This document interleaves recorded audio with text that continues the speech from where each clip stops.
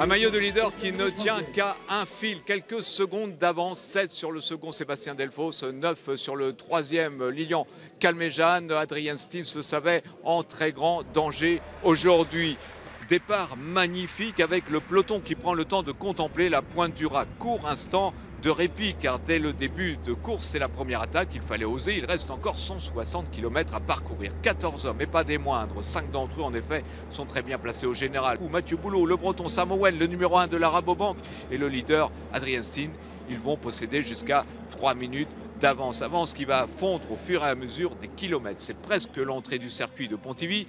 Il reste moins d'une heure de course. Nouvelle attaque dans ce groupe de fuyards. 6 hommes sortent. Axel Journiot de la sélection Bretagne, Mathieu Boulot de Bretagne Séché Environnement et Samuel, le néerlandais, le meilleur grimpeur du Tour de Bretagne l'an passé. 20 km à parcourir, juste 2 tours de circuit. Leur avance n'est plus que de 20 secondes. La jonction avec le peloton est imminente. On se dirige alors vers une arrivée massive et au sprint, non Anthony Delaplace, 8e au général, à 15 secondes du leader, décide de tenter sa chance en compagnie de Alex Peters et du plus ancien de ce peloton, Loanis Tamouridis. 25 secondes d'avance à 3 minutes de l'arrivée. Dernière ascension, Peters surgit à 50 mètres de la ligne. Il s'impose devant ses 2 compagnons d'échappée avec 28 secondes d'avance sur le peloton. Anthony Delaplace, 3e de l'étape et donc le tout nouveau leader du Tour de Bretagne. Vous prenez le maillot leader là? Je sais pas. Si. Ah bah, bon courage à mon équipe alors. Parce que vu comment ça court tous les jours, les pauvres. Mais bon voilà, c'est bien. Ça promet des jours difficiles. Ouais, il reste 3 jours durs, mais bon, on va s'accrocher, hein, on va pas s'enflammer et voilà, on va essayer de défendre le maillot et faire au mieux. Content mais quand même plutôt prudent, Anthony Delaplace, 3e de l'étape et tout nouveau leader de ce Tour de Bretagne. Et c'est l'heure de notre rendez-vous quotidien avec nos grands champions bretons. Place aujourd'hui à monsieur Jean Robic, le cabochard têtu comme une mule. Nous sommes en 1947. Notre biquet national s'impose haut la main dans le championnat du monde de cyclocross. 1947, c'est vraiment l'année Robic. Il va gagner le Tour de France. Et 1952, il va le perdre pour un boyau qui ne cesse de se dégonfler. Georges Cadieux, la mémoire, que dis-je, l'encyclopédie du cyclisme breton, nous raconte tout cela en détail. Robic qui gagne le Tour de France en 47, ça c'était un moment exceptionnel. En plus, tous les suiveurs qui m'ont raconté ce Tour de 47 m'ont dit qu'il faisait très beau. C'était vraiment la libération, mais à tout point de vue. Qu'est-ce qu'ils se sont marrés sur ce Tour 47 gagné par Robic. Il s'envole, passe le premier en haut d'Aspin et attaque le Tourmalet. Et il va faire parler la poudre. Il s'est marié quelques jours avant le départ du Tour 47.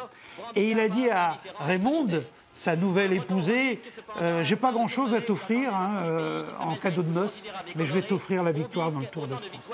Et tous les jours, Robic écrivait à sa femme, à sa mère, des cartes postales en disant « Je pète le feu, je suis irrésistible, je vais gagner ». Robic était un cabochard, c'était une forte tête, c'était le petit qui n'avait pas peur des gros.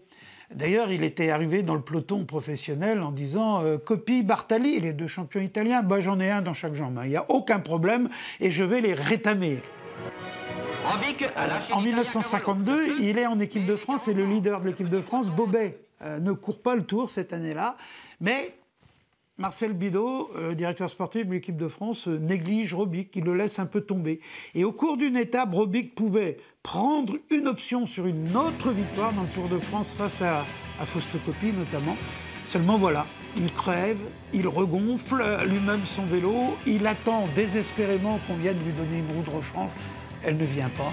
Et Robic va terminer bien placé ce Tour de France, mais il aurait pu le gagner si seulement on l'avait un petit peu aidé, si son équipe l'avait un peu aidé. Robic absolument désespéré sur le bord de la route, quelle image et surtout quel sacré champion. C'est vrai qu'ils sont charmants tous ces petits villages que traversent nos coureurs, à commencer par celui du Tour de Bretagne. Le café, sponsor, présentation des équipes, un reportage de Jean-Marc Seigné et Jean-Michel Piron. Avant de voir les coureurs s'élancer à la mi-journée, le Tour de Bretagne, c'est aussi un village départ, un lieu de convivialité pour l'ensemble de la caravane, mais aussi un point de rencontre pour tous les partenaires. Nos partenaires sponsorisent notre village qui a maintenant 2 ans d'existence. Et effectivement, leur visibilité est importante. C'est aussi un endroit où eux peuvent faire des relations publiques. Donc c'est vraiment le point de rencontre de tout l'encadrement et de tout l'écosystème Tour de Bretagne. Et si l'on parle d'écosystème, c'est que le montage financier d'une telle course nécessite une levée de fonds des plus importantes, qui voisine désormais avec le demi-million d'euros. Christophe Fossani, le président du Tour, se doit donc de soigner son relationnel. Tous les matins, on peut dire qu'il y a 300, 400, 500 personnes avec toute l'organisation, les coureurs qui passent, les partenaires, le public, parce que le village est ouvert au public justement pour la présentation. C'est quelque chose qu'on tenait parce qu'il faut surtout pas de séparer de son public, ça c'est quelque chose d'important. Je vous invite à prendre le petit panier repas comme ça. Tout en conservant son image de sport populaire, le cyclisme moderne a besoin aujourd'hui d'offrir des prestations de qualité à tous ceux qui le font vivre. Les invités du Tour peuvent ainsi se voir proposer de vivre la course de l'intérieur. Mon rôle, en fin de compte, c'est de piloter les invités des différents partenaires ou institutionnels. Et c'est vrai que quand on regarde une course de vélo à la télé, bon, on voit que des coureurs, on voit quelques directeurs sportifs, mais vraiment de vivre ça à l'intérieur avec Radio Tour qui va annoncer toutes les crevaisons, les échappées, les temps, on vit vraiment quelque chose de très particulier. Si désormais le Tour a lui aussi ses VIP, rien ne serait possible sans les 85 bénévoles qui composent la caravane et qui permettent année après année de prolonger une histoire bientôt cinquantenaire. Ils ont déjà 702 km de course dans les jambes, nos coureurs, et la 5e étape, croyez-moi, ne sera pas de tout repos. Pontivy-Perros-Guirec, 170 km, avec au menu la côte de Mur de Bretagne et le Ménez-Brie. Ça va monter et pour certains, certainement descendre au classement. À demain sur France 3 Bretagne pour cette étape qui risque d'être très mouvementée.